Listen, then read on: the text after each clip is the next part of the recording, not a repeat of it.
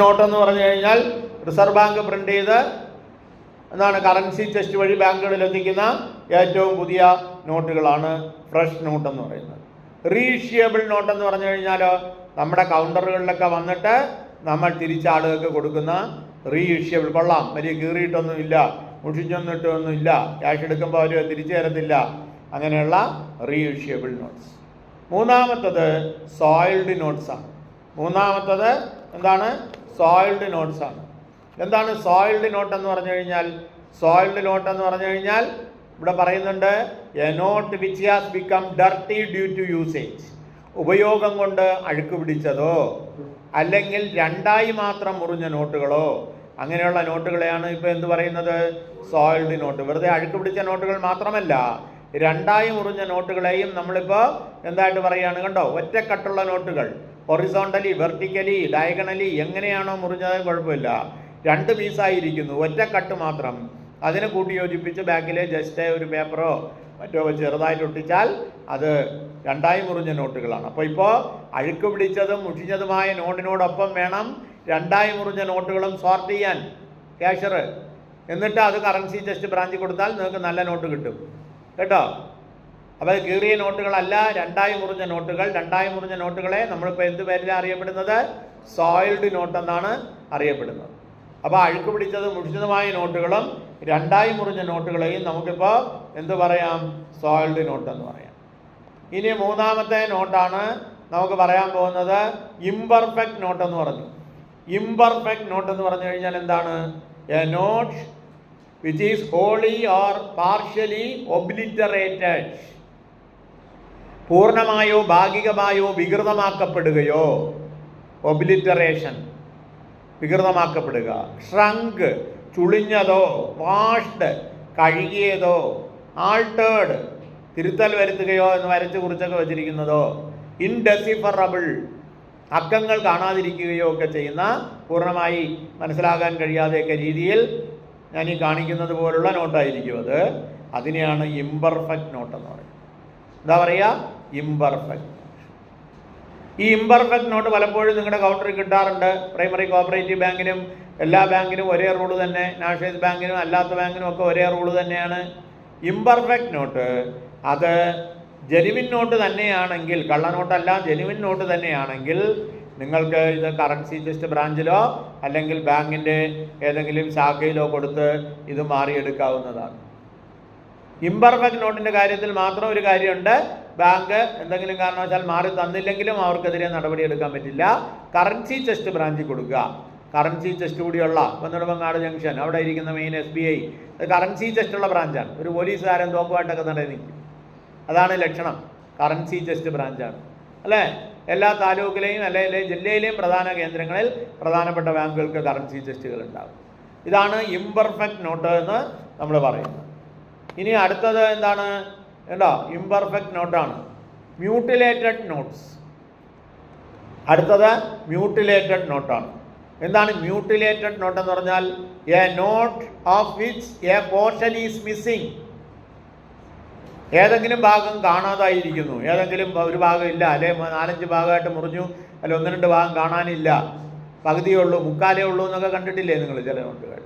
അങ്ങനെയൊക്കെയുള്ള note which a portion is missing or which is composed of more than 2 pieces. Which is composed of more than 2 pieces എന്ന് പറഞ്ഞാൽ രണ്ടായി മുറിഞ്ഞ നോട്ടുകളെ നമുക്ക് എന്തായിട്ട് എടുക്കാം? സോൾട്ട് നോട്ടായിട്ട് എടുക്കുകയല്ലേ ചെയ്യുക. അപ്പം 2-ൽ കൂടുതൽ കഷണങ്ങളായി മുറിയുകയോ ഏതെങ്കിലും ഭാഗം മിസ്സാവുകയോ ചെയ്തിട്ടുള്ള നോട്ടുകളെയാണ് നമ്മൾ എന്ത് പറയുന്നത്? മ്യൂട്ടിലേറ്റഡ് നോട്ട് എന്ന് പറയുന്നത്. ഈ മ്യൂട്ടിലേറ്റഡ് നോട്ട് മനസ്സിലായില്ലേ? മ്യൂട്ടിലേറ്റഡ് നോട്ട് എന്ത് ചെയ്യണം? ഒരു ബ്രാഞ്ചിൽ, ഒരു കൊമേഴ്ഷ്യൽ ബാങ്കിൻ്റെ ബ്രാഞ്ചിൽ ഒരു ദിവസം 10 നോട്ട് വരെയോ അല്ലെങ്കിൽ 5000 രൂപ വരെയോ ഏതാണോ കൂടുതൽ അതൊരു ശാഖയിൽ നിന്ന് വിത്തൗട്ട് ചാർജസ് മാറിത്തരണം എന്നാണ് RBIയുടെ നിർദ്ദേശം. എന്ത് ചെയ്യുന്നു? മ്യൂട്ടിലേറ്റഡ് നോട്ട് ഈവൻ അക്കൗണ്ട് ഇല്ലാത്ത ബ്രാഞ്ചിൽ പോലും മാറി കൊടുക്കണമെന്നാണ്. മനസ്സിലായില്ലേ? ഇപ്പം നിങ്ങൾ അക്കൗണ്ടുള്ള ബാങ്കിൽ കൊടുത്തോളൂ, കുഴപ്പമില്ല. വേറൊരു ബാങ്കിലോ യൂണിയൻ ബാങ്കിലോ എവിടെയാണ് നിങ്ങളുടെ അക്കൗണ്ട്, അവിടുത്തെ മെയിൻ ബ്രാഞ്ചാണോ അല്ലേ, മാറി തരാൻ പാടില്ല. എവിടെയൊക്കെ ബോർഡ് എഴുതി വെക്കണമെന്നാണ്. എന്താണ് മ്യൂട്ടിലേറ്റഡ് നോട്ട്സ്, സോൾഡ് നോട്ട്സ്, അങ്ങനെയുള്ള നോട്ട്സൊക്കെ ഞങ്ങൾ എക്സ്ചേഞ്ച് ചെയ്ത് കൊടുക്കുന്നതാണെന്ന് ബോർഡ് എഴുതി വയ്ക്കണമെന്നാണ്. ചില ബാങ്കുകാർ ക്യാഷ്യർ എന്ത് ചെയ്യും, ആ ബോർഡിൻ്റെ പുറത്തൂടെ വേറൊരു ബോർഡ് കൂടെ എടുത്ത് വയ്ക്കും. ഇൻസ്പെക്ടർ വരികയാണോ RBI നിന്ന് ആരെങ്കിലും വരണമെന്ന് പറഞ്ഞാൽ ചിലപ്പോൾ ഈ ഒരു ബോർഡ് എടുത്തങ്ങ് മാറ്റി അവർ നോക്കും വന്ന് ഈ ബോർഡുണ്ടോ. മനസ്സിലായില്ലേ? ബാങ്കിൽ വെച്ചിരിക്കുന്ന ഓരോ ബോർഡിനും അതിൻ്റെ പ്രാധാന്യമുണ്ട്. അതൊക്കെ RBIയുടെ നിർദ്ദേശപ്രകാരമാണ്. DD ഇത്ര മിനിറ്റിനകം എടുക്കുന്നതാണെന്നൊക്കെ പറഞ്ഞൊരു ബോർഡ് വെച്ചിട്ടുണ്ട്, കണ്ടിട്ടുണ്ടാവും. അതിൻ്റെ എല്ലാം താഴെ നിങ്ങൾക്ക് പരാതി ഉണ്ടെങ്കിൽ പരാതി കൊടുക്കാൻ RBIയുടെ ഇൻ്റഗ്രേറ്റഡ് ഓംബുഡ്സ്മാൻ്റെ ഫോൺ നമ്പരും വെച്ചിട്ടുണ്ട്, അതിനകത്ത് മെയിൽ ID വെച്ചിട്ടുണ്ട്. നിങ്ങൾക്ക് ബാങ്കുകളെ കുറിച്ചുള്ള പരാതി കൊടുക്കാനാണ് RBIയുടെ ഏതാ ഇൻ്റഗ്രേറ്റഡ് ഓംബുഡ്സ്മാൻ പരാതി കൊടുക്കുക, ഓൺലൈനിൽ കൊടുക്കുക. അപ്പം നോട്ടുകൾ എത്ര തരം? Fresh notes, reissuable notes, soiled notes, imperfect notes, mutilated notes. Soiled നോട്ടാണെങ്കിൽ 20 പീസോ 5000 രൂപയോ 20 പീസോ 5000 രൂപയോ ഏതാണോ കൂടുതൽ, ഇപ്പം 500ൻ്റെ 10 എടുക്കുമ്പോൾ തന്നെ 5000 ആവുമല്ലോ, എങ്കിലത്, അല്ലെങ്കിൽ മാക്സിമം 5000 രൂപ. അതൊരു ശാഖയിൽ നിന്ന് ഒരു ദിവസം ഒരാളിന് വിത്തൗട്ട് ചാർജസ് മാറി നല്ല നോട്ട് കൊടുക്കണം എന്ന്. അപ്പോൾ അങ്ങനെയൊക്കെ ചെയ്യുമ്പോൾ നിങ്ങൾ ചെയ്യേണ്ടത് മുറിഞ്ഞ് പീസൊക്കെ ആയ നോട്ടുകളെ വെറുതെ ആ മുറിയും കൊണ്ട് പോകരുത്, എല്ലാം നോട്ടിൻ്റെ വലുപ്പത്തിലാക്കണം. എവിടെയാണോ പീസായി കട്ട് ചെയ്ത് പോയത് അവിടെ ഒരു പേപ്പർ ഒട്ടിക്കണം. ബാക്കിൽ മാത്രം ചെറുതായി പ്ലാസ്റ്റിക്കൊന്നും കൊണ്ട് ഒട്ടിക്കരുത്, അല്ലാതെ ചെറിയൊരു പേപ്പർ തുണ്ട് വെച്ച് ഒട്ടിച്ചിട്ട്, അല്ലെങ്കിൽ പ്ലാസ്റ്റിക് ഒന്നും ഒട്ടിക്കരുത്, അല്ലാതെ സ്റ്റിക്കർ പേപ്പർ വെച്ചിട്ടോ അല്ലെങ്കിൽ ഗം വെച്ചിട്ട് ഒട്ടിച്ചാലും മതി, സാധാ ഗം, എന്നിട്ട് കൊടുക്കണം. അപ്പോൾ അങ്ങനെയാണെങ്കിൽ മാറിത്തരും. ഇനി കോപ്പറേറ്റീവ് ബാങ്കിനോ മറ്റോ ഒക്കെ കൂടുതൽ പീസ് ഉണ്ട് അങ്ങനെയൊക്കെ ആണെങ്കിൽ നിങ്ങൾക്ക് കറൻസി ചെസ്റ്റ് ബ്രാഞ്ചിൽ അയക്കാം. അവിടെ അയച്ചാൽ നിങ്ങളുടെ ലെറ്റർ ഹെഡിലൊക്കെ എഴുതി അയച്ചു കൊടുത്താൽ അവർ 30 ദിവസത്തിനോ അക്കൗണ്ടിൽ ക്രെഡിറ്റ് ചെയ്യും. ഇപ്പോൾ കളക്ഷൻ ബേസിൽ ബാങ്കുകൾക്ക് നോട്ട് എടുക്കാം. കുറച്ച് ഇത്തരത്തിൽ ചതിലെടുത്ത് പോയി വെള്ളം കയറി ഇങ്ങനെയൊക്കെയുള്ള പ്രശ്നങ്ങൾ വരുമ്പോഴല്ലേ ഇത്തരത്തിലുള്ള നോട്ടുകൾ വരുന്നത്. ഇങ്ങനെയൊക്കെയുള്ള നോട്ടുകൾ. ഇംപെർഫെക്റ്റ് നോട്ടെന്ന് പറഞ്ഞു കഴിഞ്ഞാൽ എന്ത് നോട്ടാണ്? ഞാൻ നേരത്തെ പറഞ്ഞു, സോയിൽഡ് മ്യൂട്ടിലേറ്റഡുമായിട്ടുള്ളതല്ല, വികൃതമാക്കപ്പെടുക, അല്ലെങ്കിൽ പകുതി കത്തിയിട്ടുള്ള നോട്ടുകൾ കാണും, വെള്ളം നനഞ്ഞ നോട്ടുകൾ കാണും, എണ്ണ വീണ നോട്ടുകൾ ഉണ്ടാകും. ഇങ്ങനെയൊക്കെയുള്ള കുറേ നോട്ടുകളുണ്ട്. ഇതിലൊക്കെ പറയുന്നത് എന്താണ്? പകുതി കത്തിയ നോട്ടൊന്നും നിങ്ങൾ എടുക്കണ്ട, ബാങ്കിൽ എടുക്കണ്ട. എണ്ണ വീണ നോട്ടുകൾ നിങ്ങൾ എടുക്കണ്ട. മനസ്സിലായില്ലേ? അത് പ്രത്യേകം പറഞ്ഞിട്ടുണ്ട്. പകുതി കത്തിയ നോട്ടുകളാണെങ്കിൽ RBIയിൽ നേരിട്ട് കൊടുത്ത് അതിൻ്റെ ഫീസിൻ്റെ എത്ര ഭാഗം നല്ലതുണ്ടോ എന്നൊക്കെ നോക്കിയിട്ട് വേണമെങ്കിൽ അവർക്ക് അതിന് റീഫണ്ട് തരാം, കേട്ടോ. അല്ലാത്തതൊക്കെ നമുക്ക് മ്യൂട്ടിലേറ്റഡ് ആയിട്ടുള്ള നോട്ടുകൾ, അതുപോലെ സോൾഡ് ആയിട്ടുള്ള നോട്ടുകളൊക്കെ മാറിത്തരാം. ഇംപെർഫെക്റ്റ് നോട്ടുകളും നമുക്ക് എടുക്കാം, പക്ഷേ അത് നിങ്ങൾക്ക് ഉറപ്പ് വേണം. എന്തായിരിക്കുന്നതാണ് അതൊക്കെ? ജെനുവിൻ നോട്ട് തന്നെയാണോ എന്ന് നമുക്ക് ബോധ്യപ്പെടണം. അതിൻ്റെ വലിപ്പം ഞാനിനി പറയാൻ പോകുന്ന വലിപ്പവുമായിട്ട് ബന്ധപ്പെട്ടതായിരിക്കും. ഇതാണ് സോയിൽഡ് നോട്ട്. നിങ്ങൾക്കറിയാം, സോയിൽഡ് 2ആയി മുറിഞ്ഞ നോട്ടുകളോ അഴുക്ക് പിടിച്ചതും മുഷിച്ചതുമായ നോട്ടുകളെയാണ് സോയിൽഡ് നോട്ട് എന്ന് പറയുന്നത്. ഇതാണ് ഇംപെർഫെക്റ്റ് നോട്ടുകളെന്ന് നമുക്ക് പറയാൻ പറ്റുന്നത്. അതിൻ്റെ വലിപ്പം കണ്ടോ? നേരത്തെ ഇപ്പോൾ നമുക്ക് അതിനകത്ത് ഞാനിപ്പോൾ റൂള് പറയാൻ പോവുകയാണ്. എന്താണ് റൂളെന്ന് പറഞ്ഞാൽ ഇതൊക്കെ സോയിൽഡ് നോട്ടുകളാണ്. ഒരു ഭാഗം കണ്ടോ, 2ആയി മുറിഞ്ഞ നോട്ടുകളെയും ഇപ്പോൾ എന്ത് നോട്ടായിട്ടാണ് കൺസിഡർ ചെയ്യുക? സോയിൽഡ് നോട്ടായിട്ടാണ് കൺസിഡർ ചെയ്യുക. കണ്ടോ, 2ആയി മുറിഞ്ഞ നോട്ടുകളെ ഒരു ഭാഗം മുറിഞ്ഞ് പോയെങ്കിലും അത് ഒട്ടിച്ചിട്ട് സോയിൽഡ് നോട്ടായിട്ട് നമുക്ക് മാറിയെടുക്കാൻ പറ്റും. സോയിൽഡ് നോട്ടായിട്ട് മാറിയെടുക്കുന്നതിന് ബുദ്ധിമുട്ടില്ല. പക്ഷേ ബാക്കിയുള്ള നോട്ടുകളെ സംബന്ധിച്ചിടത്തോളം ഇതാണ് ലേറ്റസ്റ്റ് ആയിട്ടുള്ള റൂള്. 1, 2, 5, 10, 20 എന്നീ നോട്ടുകൾ. 1, 2, 5, 10, 20 എന്നീ നോട്ടുകൾ. ആ നോട്ടിൻ്റെ മുറിയാത്ത ഒറ്റ piece, single largest undivided piece,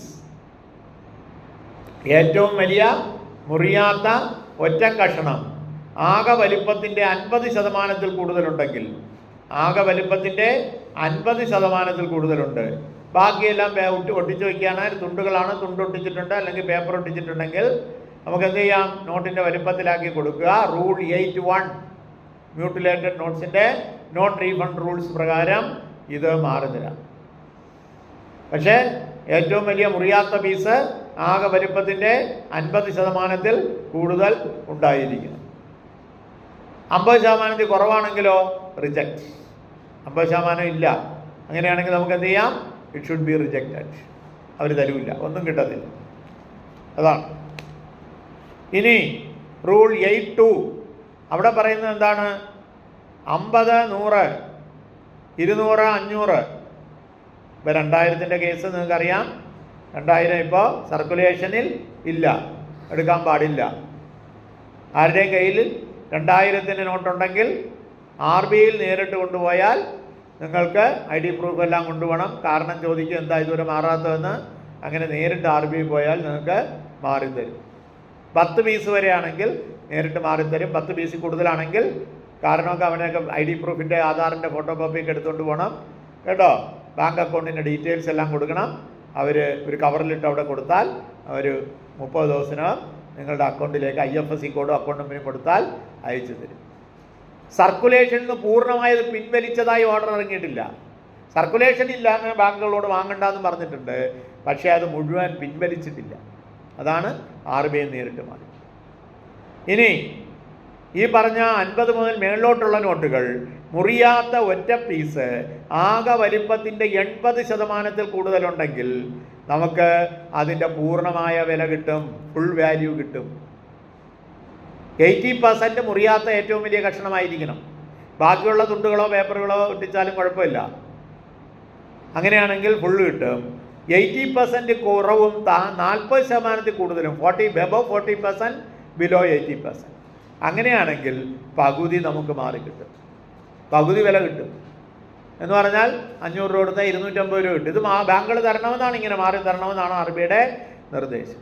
if a single piece more than 40%, less than 80%, pay half value. ഇത് പ്രൈമറി കോപ്പറേറ്റീവ് ബാങ്കുകാർക്ക് കൊടുക്കണ്ടെന്നൊന്നും പറഞ്ഞിട്ടില്ല. ബാങ്ക് RBIയുടെ നോട്ട് കൈകാര്യം ചെയ്യുന്നവരൊക്കെ അത് ചെയ്യേണ്ടതാണ്. മനസ്സിലായില്ലേ? അതാണ്. അപ്പോൾ ഇതാണ് single piece more than 80% pay full value, single piece less than 80% more than 40% half value. പിന്നെ 40% കുറവാണെങ്കിൽ ഒന്നും കിട്ടത്തില്ല. 40% കുറവാണെങ്കിൽ. അപ്പോൾ ഇതനുസരിച്ച് നിങ്ങൾക്കൊരു ക്യാഷിൽ എപ്പോഴും നിങ്ങൾ രജിസ്റ്റർ വയ്ക്കണം. CTR, STR രജിസ്റ്റർ എന്നൊക്കെ ഉണ്ട്. CTR means cash transaction register. 10 ലക്ഷമോ അതിൽ കൂടുതലോ കാശായിട്ട് അടയ്ക്കുന്ന ആളുകളുടെ ഡീറ്റെയിൽസ് ഒക്കെ അതിനകത്ത് എഴുതി വയ്ക്കണം എന്നാണ്. സോഴ്സ് ചോദിക്കണം, KYC നോക്കണം. മനസ്സിലായില്ലേ? ഇതുപോലെ നിങ്ങൾ മാറിക്കൊടുക്കുന്ന ഒരാൾ കൊണ്ടുവന്നു, മാറിക്കൊടുക്കാം. നമുക്കിപ്പം കാര്യങ്ങൾ പഠിക്കുകയല്ലേ.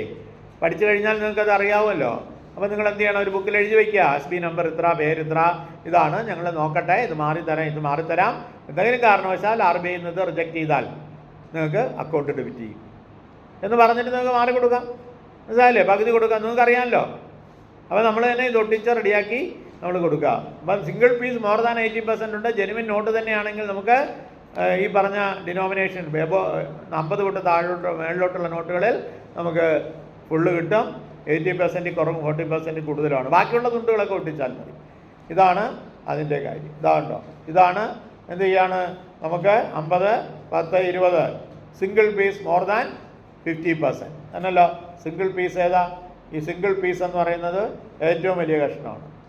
അത് ആകെ വലുപ്പത്തിൻ്റെ 50% കൂടുതലുണ്ടെങ്കിൽ നമുക്ക് ഫുൾ വാല്യൂ. ഇതില്ല, ആകെ വലുപ്പത്തിൻ്റെ 50% കുറവാണ് സിംഗിൾ പീസ്, അങ്ങനെയാണെങ്കിൽ കിട്ടത്തില്ല. മനസ്സിലായില്ലേ? ഇത് ഹാഫ് വാല്യൂ. ഇതാണെങ്കിലോ നമുക്ക് 80% കൂടുതൽ ഏറ്റവും വലിയ പീസ് ഉണ്ടെങ്കിൽ നമുക്കതിന് ഫുൾ വാല്യൂ കിട്ടാം. ഇത് ഹാഫ് വാല്യൂ അല്ലേ? ഹാഫ് വാല്യൂ ആണ്. കാര്യം എന്താണ്? Single piece more than 40% but less than 80% അല്ലേ? അങ്ങനെയാണ്.